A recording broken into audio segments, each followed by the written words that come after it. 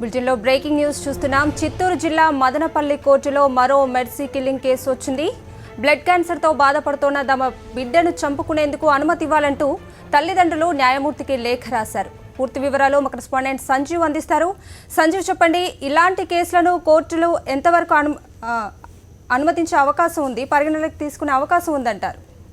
ఇంకా గతంలోనే చూసాము, తంబలపల్లి కోర్టులో కూడా నారాయణ అనే దంపతులు వాళ్ళు కూడా తమ బిడ్డ అంటే దాదాపు 8 నెలల బిడ్డ మెర్సీ కిల్లింగ్ కోసం అనుమతి ఇవ్వాలని చెప్పి కూడా అనుమతి కోరడం జరిగింది. అయితే కోర్టు ఇట్లాంటి మెర్సీ కిల్లింగ్ సంబంధించి తమ పరిధిలో ఉండదని, అయితే ఏదైనా సహాయం కావాలంటే ప్రభుత్వానికి నివేదించగలం అంతే తప్ప మెర్సీ కిల్లింగ్ అనుమతించేది ఉండదని, అయినా ఇది పై కోర్టులో జిల్లా కోర్టు కావచ్చు, అలాగే హైకోర్టుకు సంబంధించిన వ్యవహారం అని చెప్పడం జరిగింది. తాజాగా ఈ రోజు చిత్తూరు జిల్లాలోని మదనపల్లిలో 2వ జడ్జిని కూడా ఇదే తరహాలో మరో కేసు కూడా ఈ రోజు ఇక్కడ జడ్జి గారిని కోరడం జరిగింది.